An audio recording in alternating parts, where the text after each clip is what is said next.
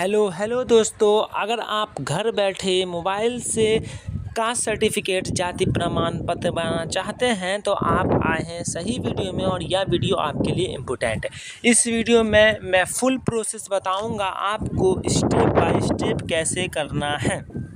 दोस्तों अब बात करते हैं हम कि इसमें कौन कौन सा डॉक्यूमेंट लगेगा। इसके लिए आपको आपका आधार कार्ड लगेगा, पासपोर्ट साइज फ़ोटो लगेगा और रेसिडेंट सर्टिफिकेट निवास प्रमाण पत्र लगेगा। दोस्तों वो कैसे बनाना है उसका भी वीडियो मैं बना चुका हूँ, उसका लिंक डिस्क्रिप्शन बॉक्स में मैंने रख दिया है। और दोस्तों इतना करने के बाद आपका इनकम सर्टिफिकेट कभी कभी मांगता है और आपका मोबाइल नंबर, इतना आपके पास होना चाहिए। तो चलिए दोस्तों अब स्टेप बाय स्टेप मैं स्क्रीन रिकॉर्डिंग के ज़रिए आपको दिखाता हूं। तो दोस्तों अब आप स्क्रीन पर हैं, आपको क्या करना है, अपना गूगल एप्लीकेशन ओपन करना है। गूगल एप्लीकेशन ओपन हुआ, RTPS बिहार पोर्टल जैसा कि आप लोग देख रहे हैं स्क्रीन पर, सबसे ऊपर इस पर क्लिक करना है। RTPS करके वेबसाइट आएगा, इस पर क्लिक करना है। दोस्तों आपका वेबसाइट खुल गया, ये हिंदी में होगा, इसको हम लोग इंग्लिश में कर लेते हैं। और दोस्तों आप लोग यहाँ बीच में देख सकते हैं लिखा हुआ है अप्लाई ऑनलाइन और यहाँ RTPS service general administration department, इस पर आप लोगों को क्लिक करना है। इश्यूएंस ऑफ रेसिडेंटल सर्टिफिकेट जिसका मैंने अपलोड कर दिया वीडियो, वो मैं बना चुका हूँ। अब हम लोग बात करते हैं कास्ट सर्टिफिकेट यानी जाति प्रमाण पत्र। तो इश्यूएंस ऑफ कास्ट सर्टिफिकेट, इस पर क्लिक करना है। अब इस पर 3 लेवल है, block level, sub division level, district level. तो आपको दोस्तों ब्लॉक लेवल में बनाना है तो ब्लॉक लेवल सेलेक्ट करेंगे। जैसे ब्लॉक लेवल सेलेक्ट करेंगे उसके बाद ये फॉर्म आपका खुल जाता है। दोस्तों अब ये फॉर्म कैसे भरना है मैं एक एक करके स्टेप बाय स्टेप सब कुछ बताऊंगा, तो वीडियो एंड तक ज़रूर बने रहें। दोस्तों ये आ गया फॉर्म 1, अनुसूचित जाति या फिर अनुसूचित जनजाति, पिछड़ा वर्ग, अत्यंत पिछड़ा और गैर आरक्षित वर्ग का जाति प्रमाण पत्र हेतु आवेदन पत्र राजस्व अधिकारी स्तर से। Application form for issuance of caste certificate from revenue officer level. दोस्तों अब मैं आपको यहाँ से फॉर्म भरना शुरू कर रहा हूँ। आवेदक का विवरण, डिटेल्स ऑफ एप्लीसेंट, यानी दोस्तों आप बना रहे हैं अपना, तो यहाँ लिंग पे पुरुष स्त्री यानी मेल फीमेल, तो मैं मेल पे यहाँ क्लिक करता हूँ। आपको अपना जेंडर सेलेक्ट करना है। उसके बाद सिलेब्रेशन यानी अभी कोई अभिवादन नहीं है, ये ऑटोमेटिक आ जाएगा। उसका नेम ऑफ एप्लीसेंट, आपका जो नेम है, जैसे मेरा मोहम्मद आतिफ़, तो मैं यहाँ मोहम्मद आतिफ़ से लिख दूँगा। आवेदक आवेदिका का नाम, दोस्तों यहाँ पे नेम ऑफ एप्लीसेंट इंग्लिश में लिखना है और फिर यहाँ आपका नाम हिंदी में लिखना है। नेम ऑफ फादर, पिताजी का नाम यहाँ इंग्लिश में लिखना है और यहाँ हिंदी में लिखना है। दोस्तों आप लोग ध्यान दें, फॉर्म भरने टाइम स्पेलिंग बिल्कुल मिस्टेक नहीं होना चाहिए वरना फिर गड़बड़ हो जाएगा। फिर नेम ऑफ मदर, यहाँ माता जी का नाम हिंदी में या इंग्लिश में, और फिर दोस्तों यहाँ माता का नाम हिंदी में, स्पेलिंग ध्यान देते हुए। नेम ऑफ हस्बैंड, अगर जिसके पति है तो वो यहाँ पे उनका इंग्लिश में और फिर हिंदी में नाम लिख देंगे। जैसे आप स्टूडेंट हैं तो आप इसको ब्लैंक यानी खाली छोड़ दीजिएगा। ठीक है दोस्तों। अब यहाँ है आवेदक का मोबाइल संख्या, mobile number of applicant required for delivery of certificate through download link in SMS। अब दोस्तों यहाँ आपका जो मोबाइल नंबर है वही मोबाइल नंबर यहाँ रखिएगा जो मोबाइल नंबर आपके अकाउंट से लिंक हो और आधार कार्ड से लिंक हो, क्योंकि उसी पे आपका SMS आएगा। तो यहाँ आप अपना मोबाइल नंबर कर देंगे। ठीक है। यहाँ है ईमेल ऑफ एप्लीसेंट, यहाँ आपका जो ईमेल है जैसे रहता है मेरा मोहम्मद आतिफ़ करके gmail.com, यहाँ आपको अपना ईमेल लिखना है। ये ईमेल आपका एडिशनल है, चाहे तो ये आप भर देंगे, बेहतर रहेगा कि भर देंगे यानी इसको, या फिर इसको ब्लैंक भी छोड़ देंगे। अब स्थायी पता यानी परमानेंट एड्रेस, राज्य स्टेट, यहाँ आपको अपना स्टेट चॉइस कर लेना है। इस पर क्लिक करके, जैसे मेरा बिहार तो मैंने बिहार कर दिया। अब जिला, यहाँ आपको अपना डिस्ट्रिक्ट करना है, जैसे कि मेरा मधुबनी है तो मैं यहाँ मधुबनी यहाँ इस पर सिलेक्ट कर दिया। उसके बाद आपका अनुमंडल, जैसे मेरा बेनीपट्टी है तो मैं यहाँ अपना अनुमंडल यानी सब डिवीज़न सेलेक्ट किया। अब प्रखंड, दोस्तों यहाँ आपका जो ब्लॉक होगा, ये ब्लॉक जैसे कि मेरा बिस्फी है तो यहाँ मैं बिस्फी भर दिया हूँ। ये आप लोग अपना पता करके आप लोग को जानकारी होगा भर देंगे।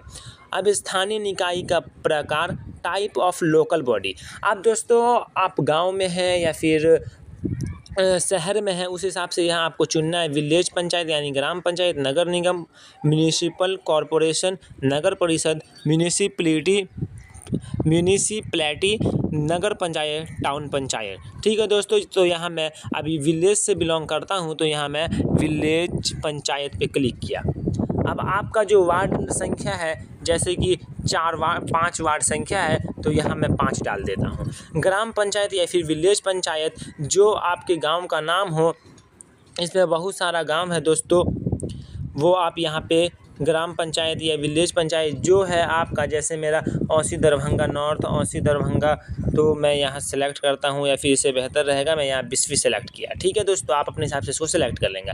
अब आपका जो गांव है, जो मोहल्ला है, उसको आप लोग को यहाँ सेलेक्ट करना है। जैसे कि मेरा परसौनी है, तो मैं यहाँ परसौनी अपना गांव का नाम लिख दिया हूँ। ठीक है दोस्तों, अब यहाँ है डाकघर यानी पोस्ट ऑफिस। आपका पोस्ट ऑफिस कहाँ है? मेरा पोस्ट ऑफिस परसौनी है, मैं अपना पोस्ट ऑफिस यहाँ कर दिया। अब थाना जैसे कि मेरा पुलिस स्टेशन बिस्फी है दोस्तों, तो मैं यहाँ बिस्फी सेलेक्ट किया। आप लोग का जैसे जो होगा आप लोग यहाँ फॉर्म भरते चलिएगा। अब पिन कोड है दोस्तों, जो आपका पिन कोड होगा आपके एरिया का, वो पिन कोड आपको यहाँ फिलअप कर देना है।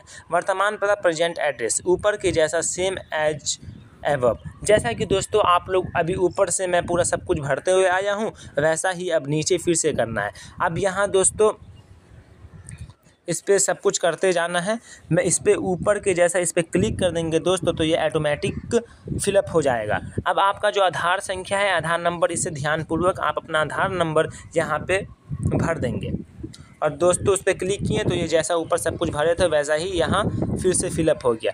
अब आपका दोस्तों पिन कोड आपके जो एरिया का है वो पिन कोड आप यहाँ फिल कर देंगे। ठीक है दोस्तों, अब आप लोग का फोटोग्राफ ऑफ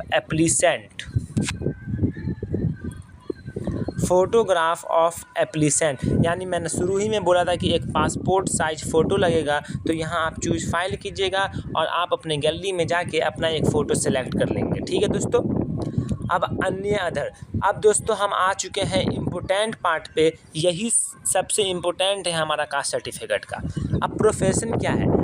आप एक स्टूडेंट, मैं एक स्टूडेंट हूँ, तो यहाँ पे प्रोफेशन सर्च करना है स्टूडेंट, या आप एक व्यापार है या लेबर है, जो भी आप एक बिजनेसमैन है, तो आप यहाँ से सेलेक्ट कर देंगे। अब वर्ग, आपका कैटेगरी क्या है? अत्यंत पिछड़ा वर्ग, गैर सूचित, यानी यहाँ पे दोस्तों जैसे कि हम लोग जनरल है, तो पिछड़ा वर्ग, अनुसूचित जनजाति, यहाँ पे दोस्तों जनरल होगा। ठीक है, अब जाति यहाँ ऊपर वाले में दोस्तों वर्ग जो है, वर्ग की कैटेगरी में वहाँ हम लोग का जनरल होगा। अब जो आपका है उस हिसाब से आप फिलअप कर देंगे। अब जाति या कास्ट, आप पासवान हैं, आप यादव है, आप हिंदू में जो भी है, या फिर आप मुसलमान हैं, तो यहाँ आप इस्लाम लिख देंगे। और ये दोनों जैसे आप फिलअप करेंगे तो जाति अनुक्रमांक, कास्ट सीरियल नंबर ऑटोमेटिक आएगा, वो आप यहाँ पे फिलअप कर देंगे, या वो अगर नहीं आता है तो आप इसको ब्लैंक छोड़ देंगे। अब आपका उपजाति है, इसको आप ब्लैंक छोड़ दें, इसका कोई काम नहीं है। उपजाति अनुक्रमांक संख्या, इसको भी आप लोग ब्लैंक छोड़ देंगे। अब दोस्तों यहाँ पे है जाति प्रमाण पत्र के साक्ष्य हेतु निम्नांकित अभिलेख समुचित माने जाएंगे। जाति प्रमाण पत्र के साक्ष्य हेतु आवेदक या आवेदिका के पिता या फिर पूर्वज का निम्नांकित अभिलेख समुचित माने जाएंगे। यानी दोस्तों यहाँ पे आपका कुछ एक होता है ना, उसको देना पड़ेगा। जैसे कि आपके पिताजी का अगर इनकम सर्टिफिकेट है तो आप उसी पे क्लिक कर देंगे, या फिर आपके पिताजी का या फिर किसका जो खतियान खेत वैत का है, या दान पत्र है, या भूमि संबंधित है, भूमि संबंधित, उससे मैं क्लिक करता हूँ। आप अपने हिसाब से एक भर देंगे यहाँ। अब दोस्तों स्व घोषणा सेल्फ डिक्लेरेशन, इसको ध्यानपूर्वक देखें।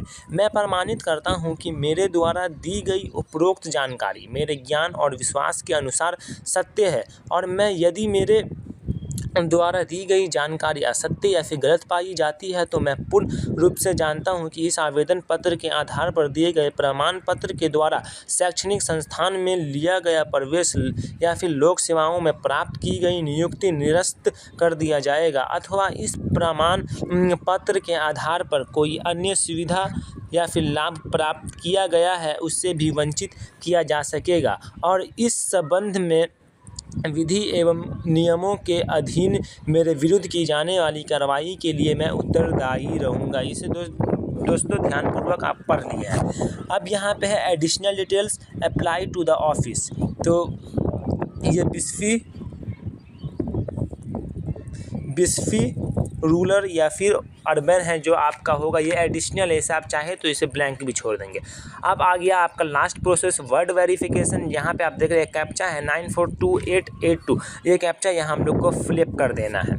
उसके बाद दोस्तों आप लोग नीचे देख सकते हैं क्लोज रीसेट और प्रोसीड, और यहाँ पे आप पहले प्रोसीड करने से पहले आप एक दफ़ा और अपना पूरा देख लेंगे कि सब कुछ सही भरा कि नहीं भरा, वरना अगर कुछ भी गलत रहेगा तो आपका रिजेक्ट हो जाएगा या फिर गलत बन जाएगा तो फिर दिक्कत हो सकता है।